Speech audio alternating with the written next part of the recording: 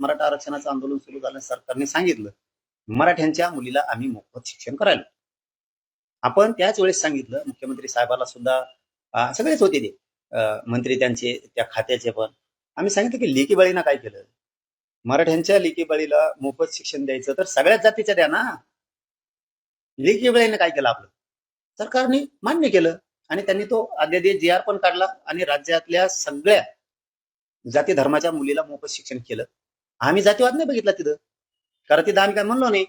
धनगराच्या मुलीला आता मोफत शिक्षण मिळायला लागलं, लिंगायत समाजाच्या मुलीला मिळायला लागलं, मुस्लिमांच्या मिळायला लागलं, किंवा कोळी बांधवांच्या मिळायला लागलं, लोहार, सुतार, ढोवार, कुंभार, ज्या काय जाती असतात, काही कडे असन, रजपूत असल, तुम्हाला काय जेवढ्या जाती धरा तेवढ्या झाला, नावी धरा, धोबी धरा, जितक्या काय जाती आहेत, पोट जाती आहेत, 18 पगड जातीचे 12 बलुतेदार आहेत, त्या सगळ्यांसाठी आम्ही मुलींना मोफत शिक्षण द्यायचं काम केलं. जे आम्हाला नेते विरोध करतायत, याच्यासारखे ते तिकडच्या सारखे ते, इतकं वय झालं तरी विरोध करता तुम्ही एवढा, आमचं आरक्षण देऊ नये म्हणून. आम्ही नाही लेकी बाळीसाठी तुमच्या केला, माळी समाजाच्या बी लेकीला मोफत शिक्षण झालं. सगळ्या जाती धर्माच्या, किती जाती सांगू, कारण 400 450 जाती आहे. सगळ्या जातीच्या लेकी बाळीसाठी आम्ही मोफत शिक्षण करायचं काम केलं, जातीवाद नाही केला. आम्ही त्यांच्यासारखं म्हणलो नाही की मराठ्यांच्या लेकरा बाळाला आरक्षण देऊ नका. आम्ही म्हणलं लेकी बाळीला मराठ्याचं द्यायचं मोफत शिक्षण तर सगळ्या जातीच्या द्या.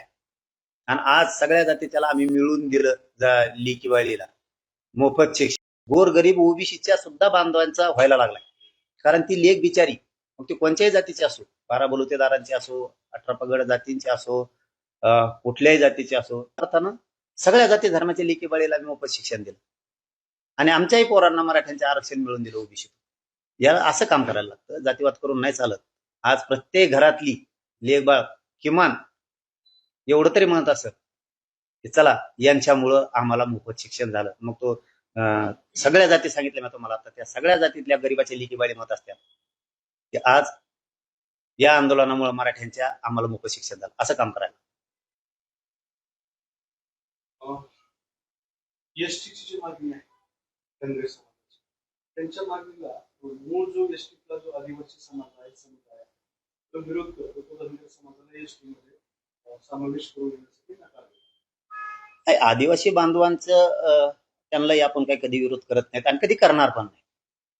आपण याच्या आधारे म्हणतो की एसटीतून आरक्षण द्या धनगर बांधवाला, की धनगर बांधवांच्या काही अभ्यासक ज्यावेळेस आंतरवली आली होती त्यावेळेस त्यांचं असं म्हणणं होतं की आमचं अधिकृत आरक्षण घटनेतलं आहे म्हणून आपण द्या म्हणतो. आपण काय म्हणत नाहीत आदिवासीचं काढून यांना द्या. त्यांच्याच बांधवांनी सांगितलं होतं की आमचं घटनेत आरक्षण, कायद्यात आरक्षण आहे, आणि त्यांनी ते दाखवलं पण होते पुरावे. म्हणून आपण म्हणतो की हे पण एसटीत येत. आपण काय म्हणत नाहीत किंवा आपण काय आदिवासी बांधवांना विरोध करत नाहीत. त्यांच्या लेकरा बाळाचं कल्याण झालं पाहिजे आणि त्यांचं तर होऊ नवी द्या ना, ती सरकारच हो पण देत नाही. त्याला तेवढी योजना असून सुद्धा आज भटकत त्यांना डोंगर दऱ्याने राहायला लागतं. त्यांचे कोणते अधिकारी होऊन दिले यांनी? ओबीसीचे तरी, ह्या ओबीसीचे नाही त्यांनी कोणते गरीबाचे अधिकारी होऊन दिले? किती आहेत प्रशासनात त्यांचे तरी गोरगरिबाचे लोक, आणि नुसतं निवडणुकीपुरतं ओबीसी ओबीसी करते हे, आणि एकदा निवडणूक झाली की लक्ष देत नाही.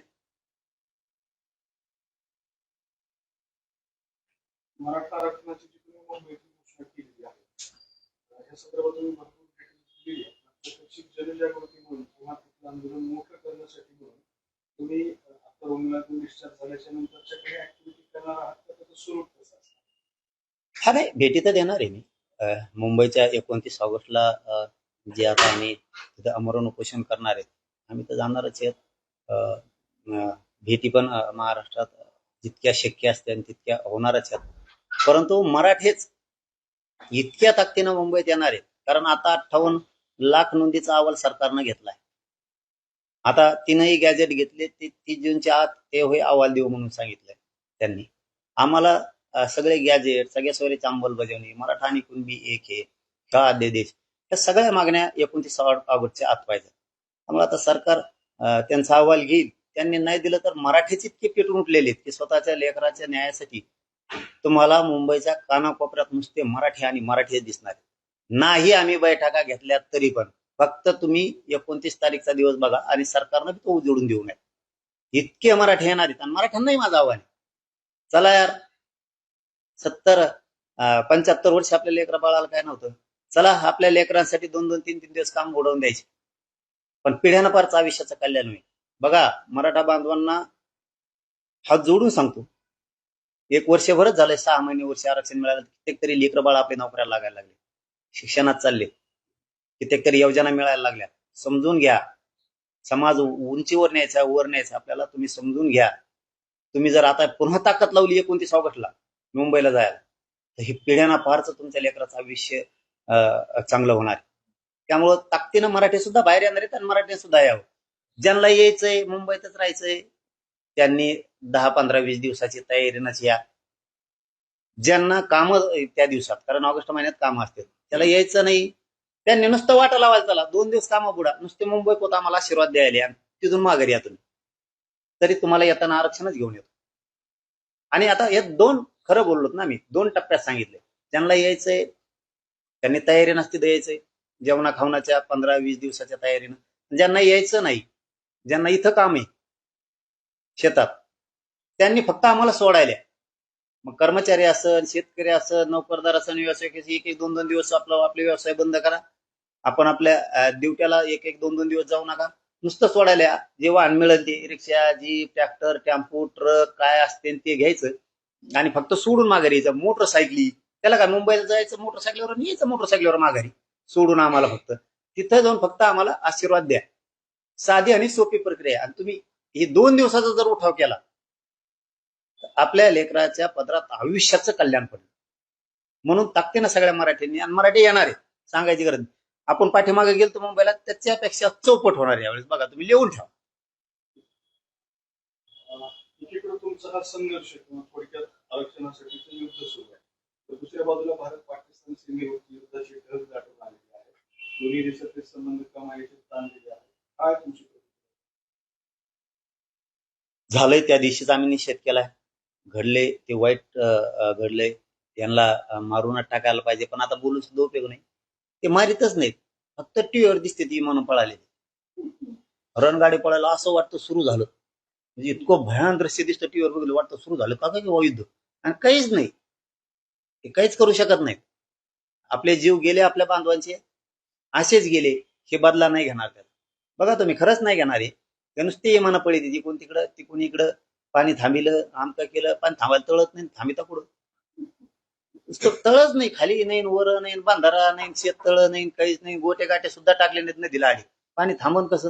आणि नुसते सांगत तिकडं आणीबाणी सुरू झाली पाण्याची, आणि पाणी तसं नाट वाचय. आणीबाणी कुठून सुरू झाली? तुम्ही बांधल्यावर तरी ते बंद होईल, पण ते बांधलंच नाही, बंद होईल कुठं ते. काय ते असं म्हणजे जीवाशी नाही खेळला पाहिजे, जनतेच्या जीवाशी नाही खेळला पाहिजे. बदलाच घेतला पाहिजे. ते घेते नाही घेते ना, आता त्यांच्या हातात येतात काय, ते नुसतेच घेतात म्हणते. ते म्हणत पडत आधी आम्हाला, आम्ही टाईट झालतो. सगळा देश मोदी साहेबाच्या सोबत आहे, आजही म्हणतो सगळा सोबत आहे तुमच्या. तुम्ही हानीतच नाहीत त्यांना, काय नुसतं आम्ही तर काय बॉम्ब लावू इकडून हाना म्हणून. तुम्ही नुसते मजा बघितल्यासारखं इमान पळीत इकडून तिकडे नुसते डिझेल नसते देत ते इमानाचं थांबाच.